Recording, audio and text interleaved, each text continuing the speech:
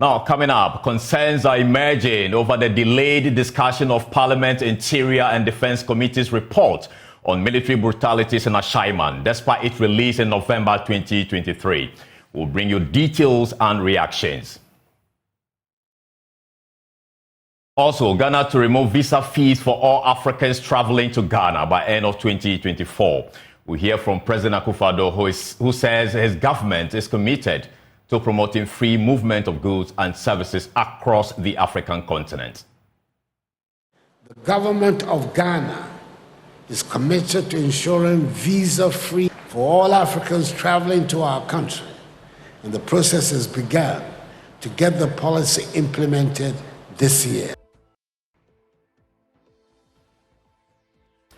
Also, leadership of the new Patriotic Party, NPP, defends decision to suspend primary in the Ekuapin South constituency. The national executives of the party insist it's the way to allow broader consultations on the way forward following the withdrawal of incumbent MP Obi Amwa. All this plus business in this hour.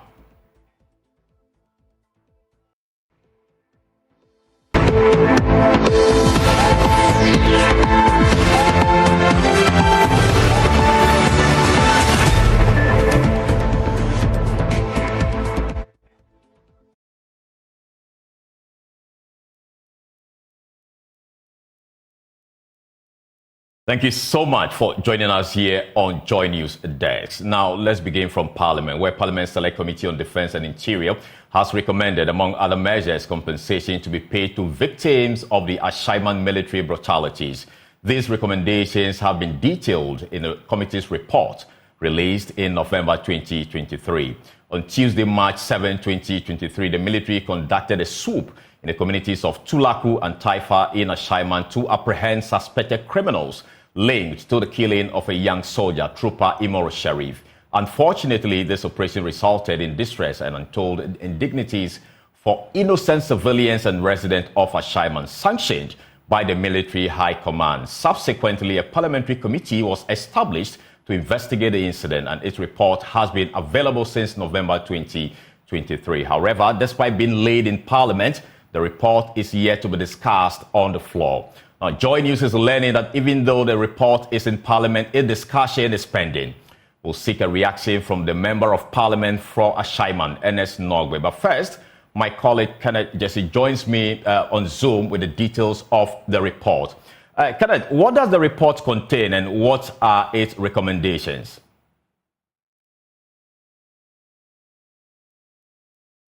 If you can unmute your device so we can hear you, that would be great.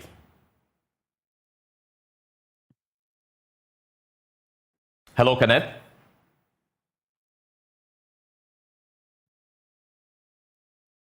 We are trying to reconnect to Kenneth's line there. So, Kenneth, if you can hear me, kindly unmute your device so we can hear you. I was asking. Yes. Am I audible? All right, so we can hear you now. I was asking, what does the report contain and what are its recommendations? Right. So, according to the findings by the committee, it says that it was established that the military operation that took place at the Ashaiman, Tulaku, and Ashaiman Taifa was on Tuesday, the 7th of March. And it was indeed sanctioned by the military high command. And also the operation was sanctioned based on intelligence gathered by the military. And also some residents of the affected communities were subjected to acts of torture and sustained various degrees of injuries. And then about 247 persons suffered varying degrees of injuries, causing them bodily pain and with some traumatized. And then Dr. Al-Hassan offered medical treatment for 50 of the affected victims. There were damages to some persons and properties of residents during the military operation. And it also continues to say that the lawyer, in his capacity as the spokesperson for the affected persons, demanded the following from the military: that payment of compensation to the victims of the military brutalities for the damaged personal properties, and also the immediate dismissal of the officers of the military high command who sanctioned the Operation Callous. All right. So I believe the report also has some recommendations, right?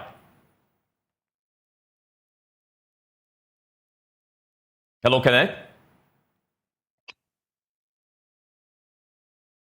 Hello?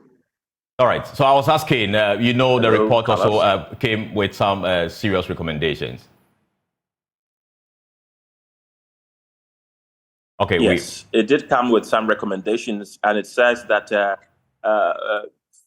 flowing from the evidence produced by the committee and having regard to the legal framework concerning incidents of this nature, the committee recommends the following, and it says persons brutalized by the military in Ashaiman on the 7th of March 2023 and who sustained various degrees of injury should be promptly and adequately compensated by the state. The compensation must be extended to cover those persons whose properties were destroyed in the course of the military swoop.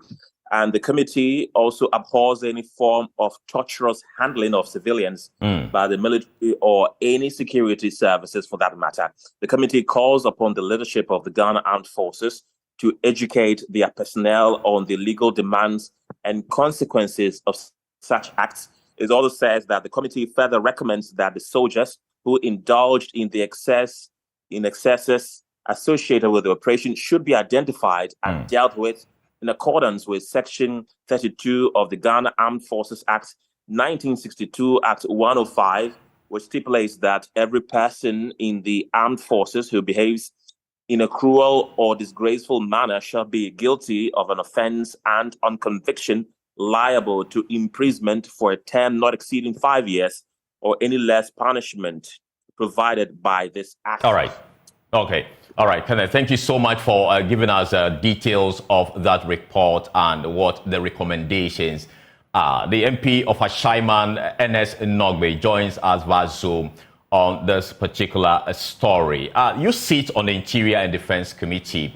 When did the committee actually finish its work? Well, thank you very much, and then good morning to your viewers and listeners as well. Yeah, the committee finished its work somewhere around October, and because by the time we had finished with the report, we were on recess. So when we resumed, the report was laid on the floor of the House, and it was distributed to members. But as we speak now, the report has not been discussed on the floor. And so I'm even wondering how, anyway, since it was distributed to members, it has become a public document, actually. And so, let me cut it. Do we know why the report has not been discussed on the floor yet? Is there anything you are picking up as to why that has not been done yet?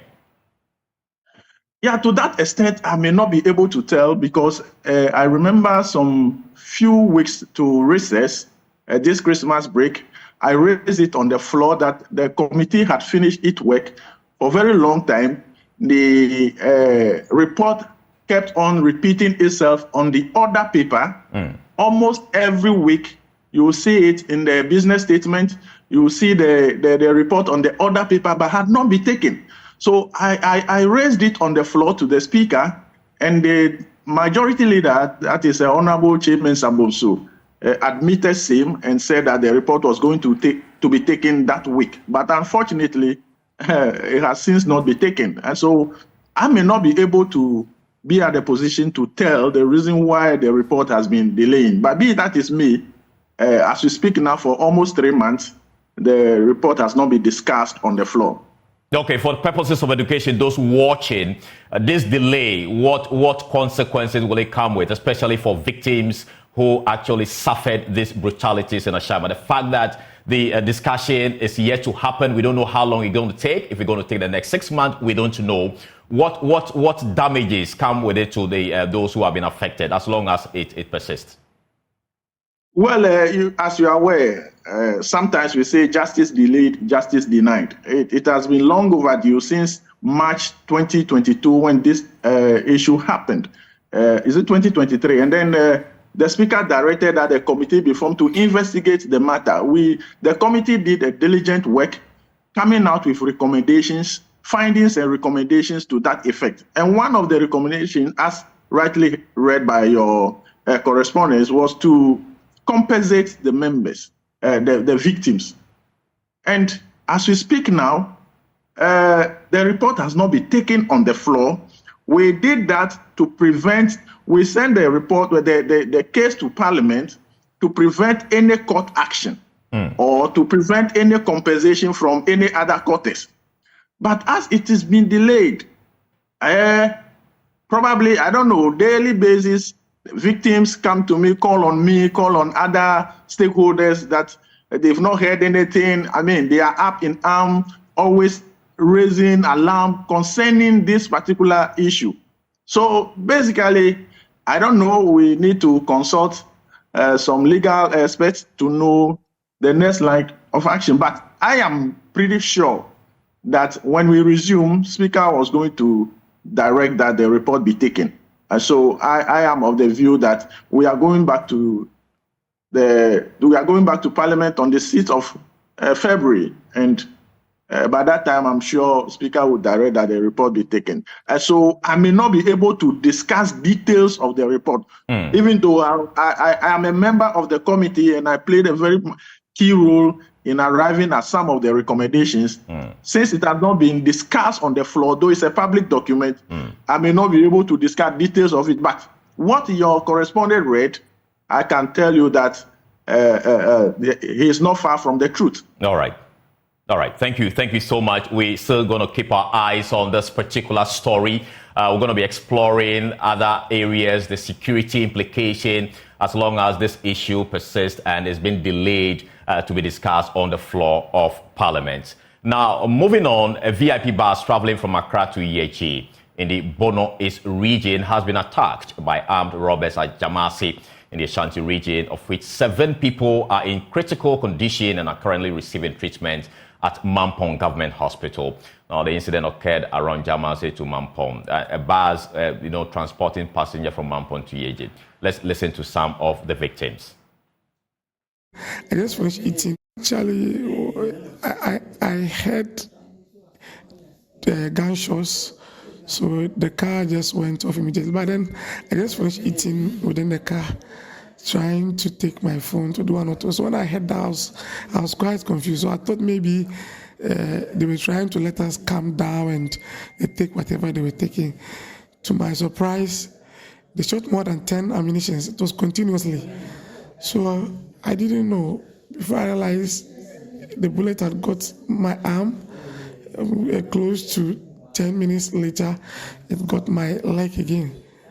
So they shot plenty. I can't count. It's more than 15 times. That's probably what I can say. But then when it even happened, I didn't even know there's something. I felt there was a seize in my body. My body got frozen at a particular point. So I felt there was some kind of fluid. To my realization, it was blood. We were all still struggling. More than an hour, we were still in the car. We had to just, call for help. And the policeman did very well. He helped us a lot. The escorts, glory be to him. Thank God as well. Pachu, now you cook mercy. Our kufa a papa. And the sharp curve more fancy curve from one and you couldn't say, I'll love it. It's now a good form. No muji on normal. It's too no big cow. Then I had him pass you through the coming.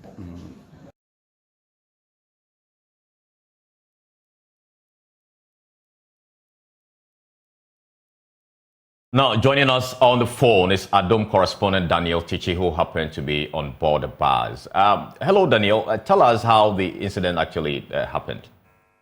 Okay, around 2:45 a.m. this morning, when we were traveling from Accra to Yeji, we got to a town called Jamase, heading towards the escarpment to Mampong.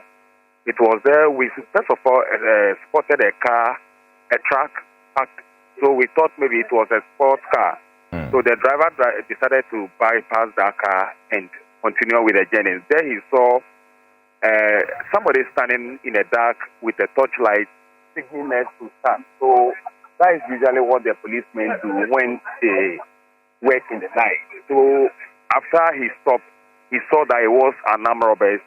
They were masked, and there they pulled a gun and gave a shot that the driver should stand.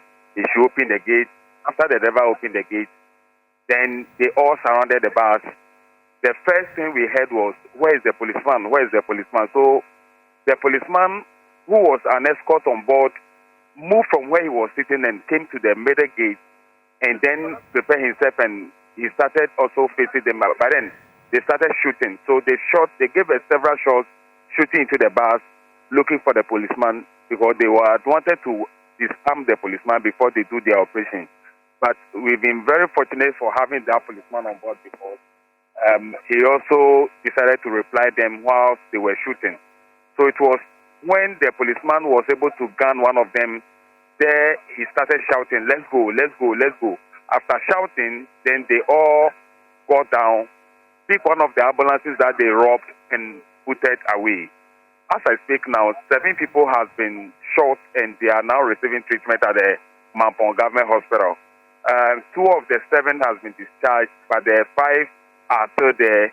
They have some of the gunshot wounds that are being treated, and they have some of the bullets in them that they need to remove. So basically, that's what happened. In fact, the situation was very terrible, because literally what we know is when there is an robbery situation, they usually let all the passengers get down, they take their belongings and allow them go. But this one was a bit scary and devastating, because the people were just shooting into the bus. They shot the front, the back, and side of the bus, and those who were close to where they were standing before shooting sustained those kind of injuries. All right, so do we know if any arrests have been made so far, or any investigations into the matter from when it happened up to now? Well, 15 minutes after the people booted away, the police also arrived and came to question the driver as to what happened, what are the things that we lost in the bus. They also asked us how it happened. So the driver and the other people who were close to where the robbers were standing before the incident narrated what happened. So per the police check, the ambulance that the robbers took away was struck, and the information we got from the police that the robbers took the ambulance to Ofinsu and Itevaro. So that is where they left the ambulance and then continue with their journey. So I think with those kind of information, they have not yet told us as to whether they have been able to arrest any of them yet, but we know they will be able to do something. All right. Thank you so much for those updates, and we are still keeping our eyes on this story. We'll be updating our viewers in our subsequent bulletin. Now, moving on, the government of Ghana says it will, by the end of this year, remove visa fees for all Africans traveling to Ghana. Addressing delegates at 2024 Africa Prosperity Dialogue at Pediasi in the Eastern region, President Akufo-Addo bemoaned the high cost of visas, which in his view undermines initiatives such as the Africa Continental Free Trade Area Agreement, which is seeking to ensure the free movement of goods and services that will deliver prosperity to the African continent. Now, before the expiration of his tenure, the president says his government is committed to tearing down visa fees for all Africans traveling to this part of the world. A rich cultural display opening the 2024 Africa Prosperity Dialogue on the hills of Pediasi in Ghana's eastern region. Delegates attending this year's summit are actors drawn from across the African continent and are expected to brainstorm on how to deliver prosperity to the African people. Key on this agenda is the need to accelerate the African Continental Free Trade Area Agreement. Over the last 3.5 years that the AFCFTA Secretariat has been in Ghana, we have recorded tremendous success in ensuring that the vision of our founding fathers does indeed become a reality. We have, however, taken the very concrete steps of creating a single market consistent with the vision of our founding mothers and fathers, as far back as May 1963 in the historic city of Addis Ababa. Much needs to be done. And that, for many experts, include tearing down the high cost of visas across the African continent. Ghana's President Nana Addo Dankwa Akufo-Addo reveals that the country is already considering a policy of making the country a visa-free regime for all African people. So that for many of you, you had to acquire a visa to come to this event. Even though special arrangements for this conference reduced the visa acquisition fee by 50%, and you were thus able to receive your visa on arrival. The government of Ghana is committed to ensuring visa-free for all Africans traveling to our country, and the process has begun to get the policy implemented this year. Before I go. Over the next 3 days, actors from across the African continent are converged here at the Africa Prosperity Dialogue 2024. The message is simple, that Africa needs to trade amongst itself and to boost production for development. The first pillar is the private sector strengthening, including SMEs, women and youth. I need to empower our majority of the African private sector, the small and medium enterprises, the women entrepreneurs, the cross-border traders. All those are, because the private sector is not homogeneous. How we do this? We need an enabling environment, and what we need is the political will. How we reduce corporate taxes, how we promote incentives for investment from African investment, and finance is to have at least 40% of all government procurement goes to African private sector, including SMEs, women and youth. But if we look at the bigger scale, indeed, we are not getting what we are supposed to do, which is kind of normal. We are not processing till the end product. And chocolate needs cocoa and butter. So most of these key things are being now processed a little bit more here, but this is the part where there are more value. So it's normal that we represent so small, and this is exactly the work we are doing by promoting through this dialogue today, through the African Union, to really promote more and more key values that will come out of cocoa. This is Sugan reporting for JoyNews, Peduasi Presidential Lodge, Eastern Region. Now, the national leadership of the New Patriotic Party has defended its decision to postpone elections in Ikwapinsa constituency following the withdrawal of incumbent member of parliament of the area. Now, this follows a petition from the regional party executive days after the Minister of State for Local Government, Obi Amma, withdrew from the contest. Now, the municipal chief executive for the area had been barred from contesting because city MP had been shadowed on the ballot. Now, speaking to JoyNews, General Secretary of the NPP, Justin Kodia, said the suspension of the primary was the best way to go. We are a political party, and no rules or regulations is cast in stone. At the end of the day, the most important thing for us is to make sure that we go into the 2024 elections maximizing our votes in our strongholds. So anything that we need to do as a party to make sure that we achieve that purpose is something that we are fully on board. So if in the wisdom of the constituency party and the regional party they feel that we need to pull the brakes and for them to do some more legworks and also to do more consultation, that is the result that we want to achieve, because we don't want to also go into our elections where after the election there will be so much cracks in the party and it will take us so many months to do reconciliation. So if in the interest of having a united front, we have to defer or suspend the elections in the Ikwapinsa South to achieve our purpose, the National Party will always support such a call. But what is the ultimate objective of this? So that others, or in this particular case, the MC, can have an opportunity to contest? Well, you are making that point, but the reason that was given to us by the regional constituency party is something that we are satisfied with. For them, they are saying that they need more time to do more consultation to properly advise the parties. I want us to stick with that. As to whether MC, special assistant, to me, that's not an issue. Because your statement referenced a petition, and when from the only petitioner coming for me, from what the came to MCE us is the region. The region. So we are relying on the constituency request and the regional request, and the regional party request also.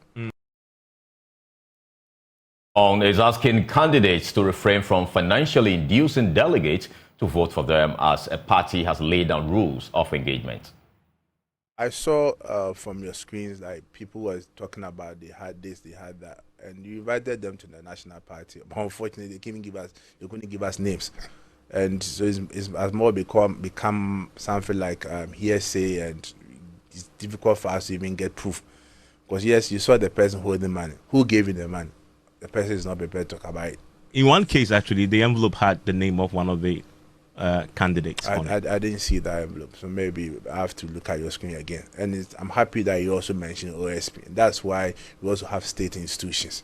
It's their duty to also to make sure that at least when these issues, allegations comes up, they have the special services and the special composition or disposition to look at all these matters. So it's something that we need to make sure that at least incidents of this nature, it's not good for our body politics, MPP, NDC, whatever. At least we should get to a point whereby people are able to elect candidates based on merit. It's not about monocracy issues or based on material matters. It's something that in another day we can have that frank discussion. We have all political parties there to look at it, how monocracy is affecting our body politics. Something that I don't subscribe. For candidates this weekend, what's the party's position to them? Point to them on this. We have advised them, and per the rules and regulations, I've also talked about that the party frowns on monocracy in our elections, and we want candidates to go and campaign based on their competence and what they can do for the good people in their constituencies. And it should not be based about giving people money to vote for you. It doesn't augur well for our body politics. So that advice has gone, and we are hoping that on come Saturday, the best candidates will be elected based on competence, but not about who paid what and how much the person paid. Now, joining us on the phone is political marketing lecturer at the University of Education, Winneba, Dr. Bernard Tutu Boahen. For more. Doc, thanks for your time. Tell us what you make of the happenings at Ekuapin South and the decision the party has taken so far on the way to go there. Brother, good morning, and good morning to viewers as well. I think that the incidents brought to the resignation of the incumbent, member of parliament, Obiamua, is one of, probably a strategy that, as it were, for him to leave some footprint, within his constituency.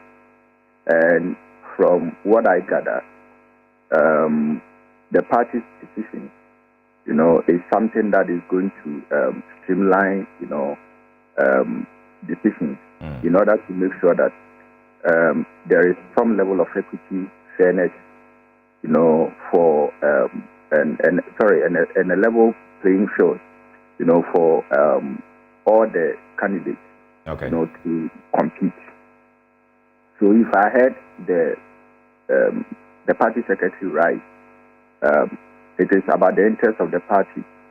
It is about election 2024 and the vision that they have for 2024, and that anything that probably would bring some level of division and confusion and disunity among members is what they are working at.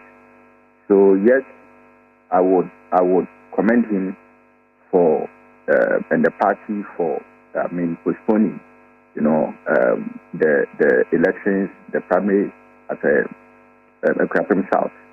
I think that beyond that, they should be able to sit all the parties involved down and then have a thorough discussion, with them and to settle, matters, in the best interest of all candidates, so that it doesn't sound as if that the party is backing one person against the other. Right. I think that is a good call, and the party should, replicate this in all the other two constituencies, where the elections have been postponed due to one reason or the other. The MPP needs unity more than anything come 2024, November 7th. Okay. And let me cut in respectfully. There are issues also about vote buy-in. What do you think the party can do to effectively extend the tide?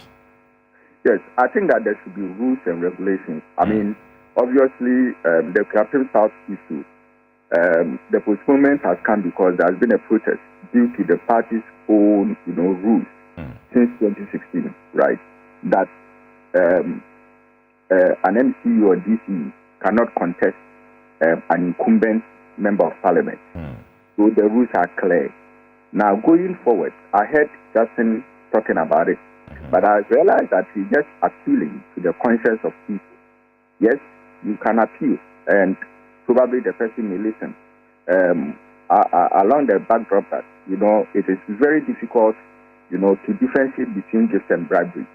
Now, going forward, I think that the party MPP should be able to set rules down so that it will guide the issues of moneycracy, bribery, and all that. Okay. I think that this thing is eating deep into politicians, and it is actually eroding, the moral fabric of political parties in this country. And I think that the job that they are expected to do, because of these issues about moneycracy and all that, they don't really concentrate on the job that they have to do, the delivery they have to deliver, to the people of Ghana. But rather, they are more or less concentrating on getting money to fund, their campaigns in future. Okay. And that is what is not really good for us as a country going forward. All right. Before we go, I want us to focus on some of the constituencies, and I want you to help us. What is your reading of the key battleground areas, i.e. Bantama and some Adwajiri, Shaiso, Bekwai? What is your reading based on your experience? I think that the Bekwai issue is tough. I mean, looking at people in there. And I always say that the intensity of a primary competing normally prepares candidates and candidates who will win. All right. Now, apart from the issues that we earlier on spoke about, the issues of money and bribery and all that, if a candidate is able to focus on a campaign strategy, then of course he wins. So I think that the best candidate, yes, it is good that, the Kwai has that level of competition, and the best candidate will emerge for the party. And the party, even though Bekwai is a strong, area for the MPP, I think that they should be able to get the best candidate. I mean, Bantama has always been Bantama. The struggles, the euphoria, and the kind of enthusiasm, the kind of struggles and all that, it has always been there. And normally, it is a high volatile, kind of constituency. If you come and you don't really satisfy the people, you don't meet their needs and all that. Recently, again, there has been the emergence of moneycracy in there, which is getting too deep. All right. But I still feel that, yes, it is a strong constituency for MPP, but they should be able to come up with the best candidate, all right. For the party. All right. Doc, thank you so much for your time. We appreciate your time here. Now, still on politics, electorates in the Asante Achem South constituency in the Ashanti region are anticipating the election of a parliamentary candidate who would lobby more developmental projects to the area. Now, the constituency conceded the gateway to the Ashanti region yearned for a major facelift. The constituents are prevailing on delegates in the NPP's parliamentary primary to vote for a development-oriented candidate. There's more in the following report.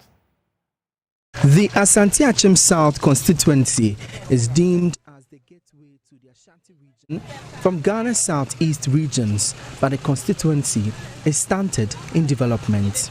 Over 800 delegates in the region are expected to hit the polls on Saturday to elect a candidate to lead the NPP in the 2024 parliamentary election. Incumbent Member of Parliament Kweku Asante Boateng is seeking re-election for the fourth time, but he will face off Bice Osei-Kuffour and Eric Amufa.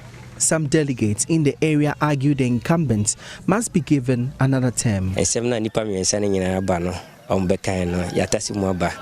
Na you say delegate in the office the lawyer Kweku Asante Boateng kano ayen se mu do a bi fi se etanachi na yakoye ni ma fi se dachi bia na ebeboye enti Asante Achem dey decided begu titru begu ene nimpote mu ka ho no emse lawyer Kweku Asante Boateng no ye dwuma pa na ebeta na chi la Kweku Asante Boateng enyuma wa ye no ebi wo ho a onwie ya obese yebese owie edemaye aha ye nyina enim say Asante Boateng adwuma wura ye nyina de adwuma na ebetima ye adwuma candidate nze me ye sure say o me nyina beto aba na Asante Boateng. In the 2020 parliamentary primary, Mr. Asante Boateng was fiercely contested by Managing Director of Ghana Post, Bice Osekofo. But Obuo, as he is popularly known, lost the election by 58 votes.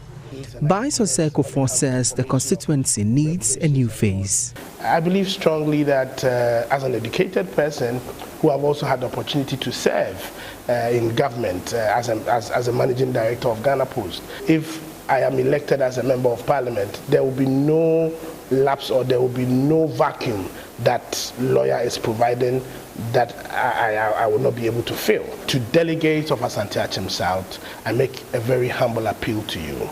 That has been 12 years that we have tried our sitting MP.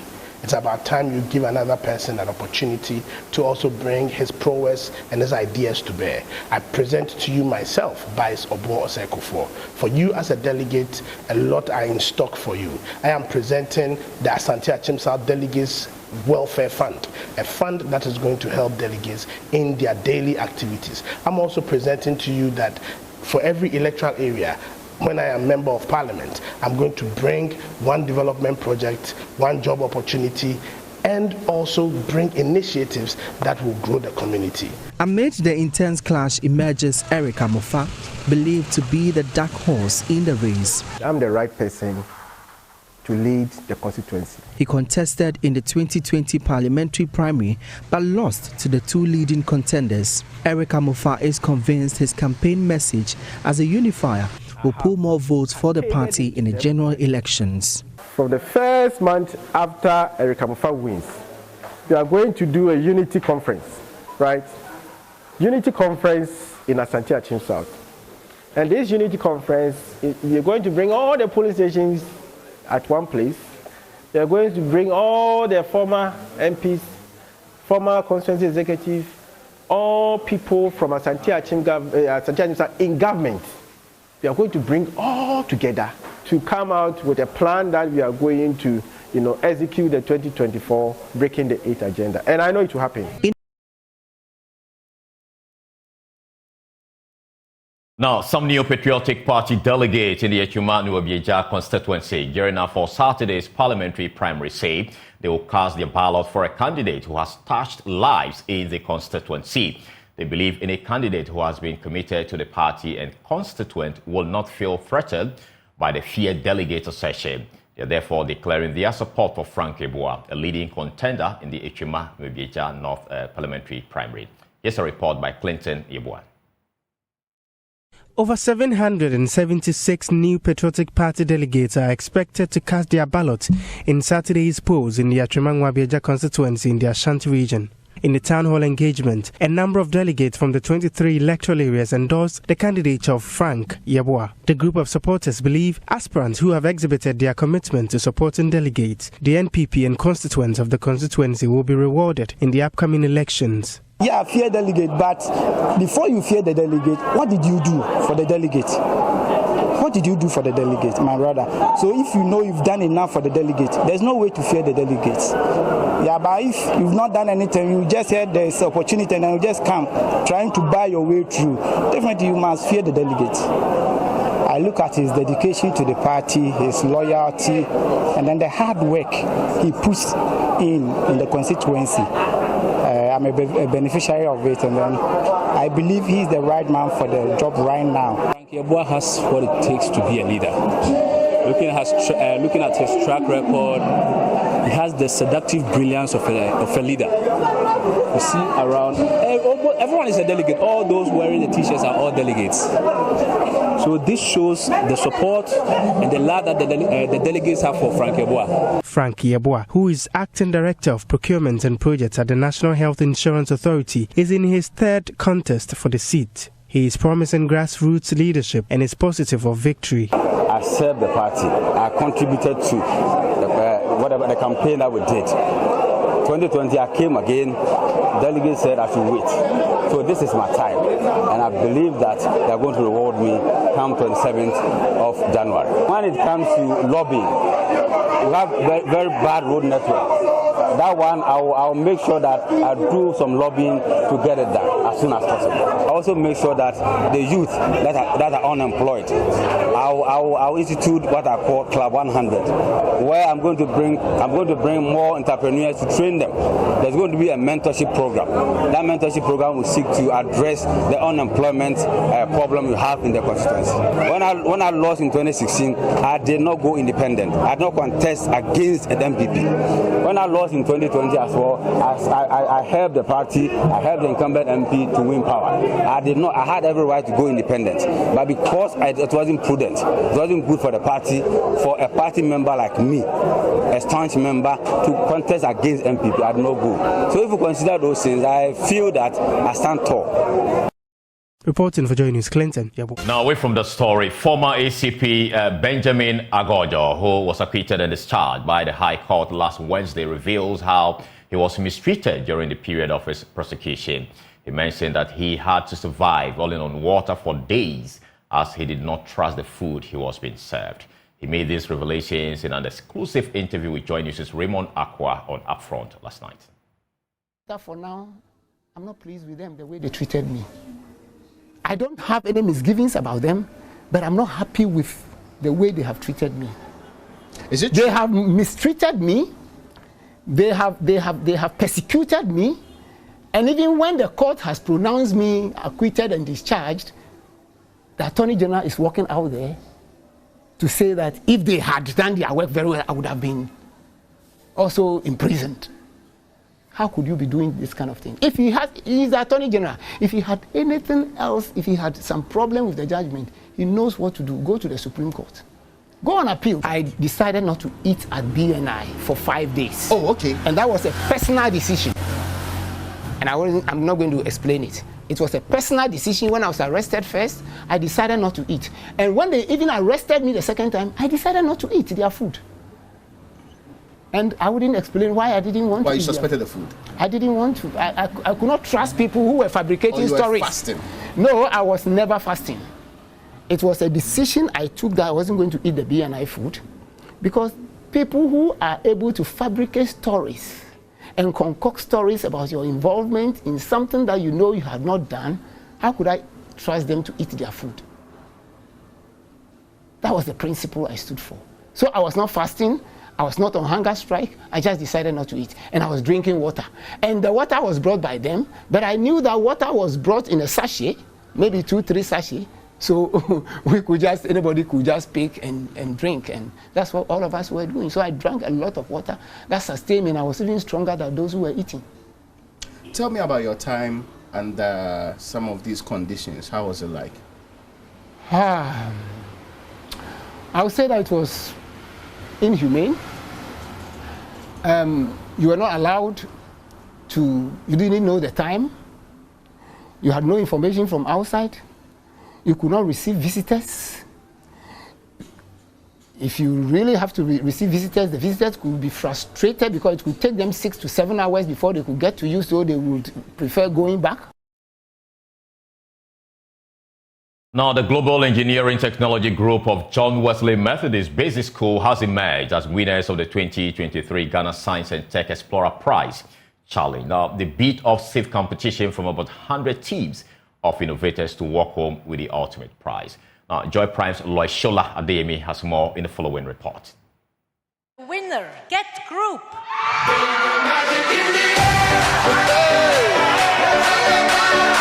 Excitement galore as their toil is crowned.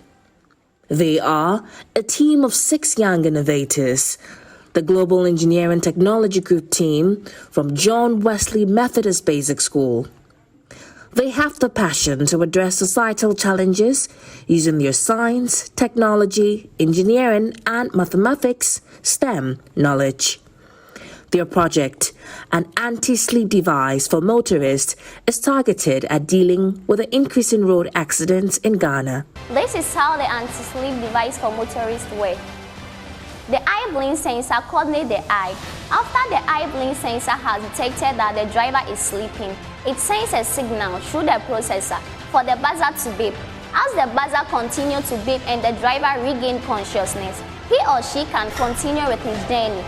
But if he fails to regain consciousness, the headlight and the brake light gives an indication that there is danger for other motorists who are behind not to collide with each other. Again, the speed of the car then reduces and the car engine stops automatically. It then sends an SMS to an emergency contact for the rescue of the driver. Team lead Mary Menu is excited of their victory. From day one, we have sweat, we didn't sleep. We made sure that everyone will be safe, and we want everyone to be safe. No loved one should be separated anymore through road accidents. On behalf of President Akufo-Addo, staff, Madam Frema Opare highlighted some challenges plaguing Ghana's education system. Ghana's education sector still requires some significant transformation to compete with the best in the world.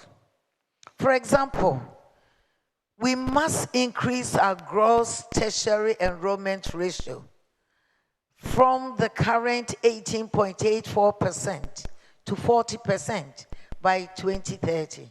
Education Minister Dr. Yao Osei Educhum congratulated Dream Oval for augmenting government effort in making STEM education fun for junior high school pupils. He, however, urged the organizers to scale up the project to cover the entire country. Bringing students from Greater Accra, Eastern, and Ashanti. And I appeal to the sponsors of this program to scale this to the rest of the country. You're still watching Joy News Desk with me, Carlos Calone. We have more after this break. Please stay with us.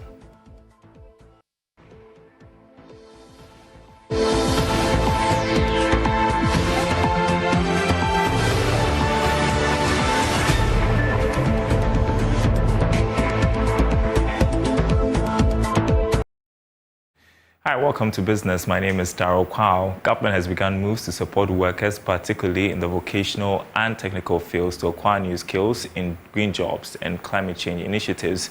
Speaking to Joy Business at a media sensitization and awareness creation event on the National Green Jobs Strategy, Project Coordinator and Deputy Director of Policy Planning at the Ministry of Employment and Labour Relations, Enes Berko, said this is critical in order not to cause unemployment for the Ghanaian youth. Here's more in this report. Upon the National Green Job Strategy is aimed at boosting the knowledge of the participants on government policy programs towards a clean environment. As part of the strategy, many states' initiatives are geared towards supporting small and medium enterprises to transform their operations to meet the green standards.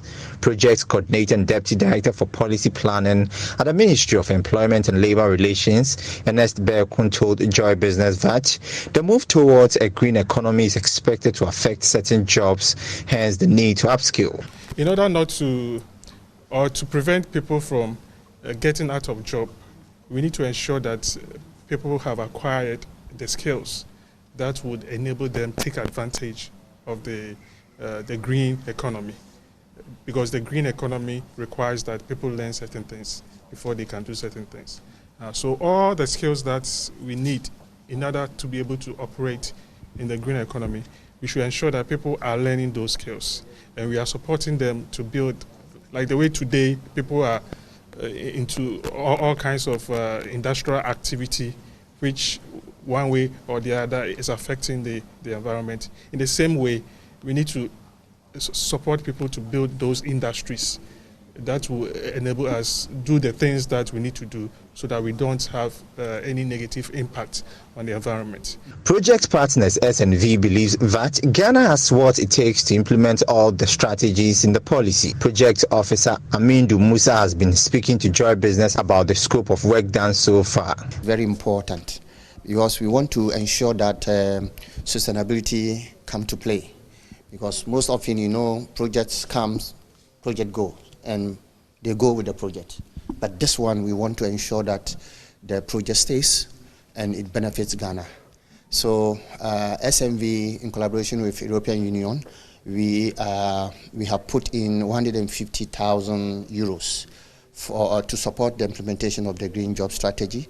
The scope includes sensitization of ministries, departments. So we did it regional. We did Accra. We went to Kumasi.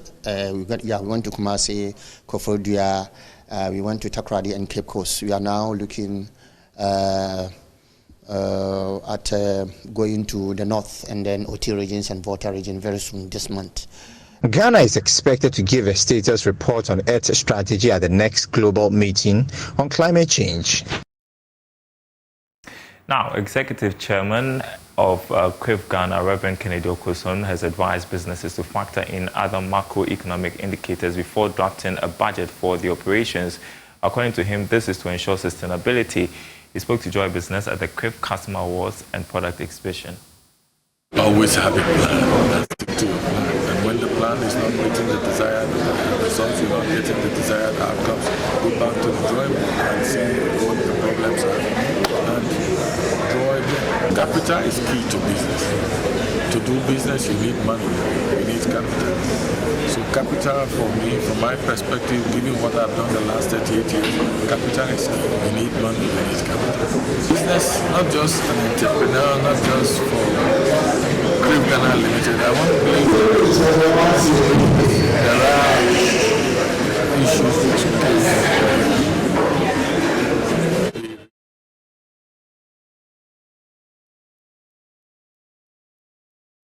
Apologies for the poor audio quality. That's it for this segment. Back to you, Carlos. Well, that's all we have in this hour. You can log on to myjoyonline.com for more stories. My name is Carlos Kaloni. Thank you so much for watching. Have a great morning.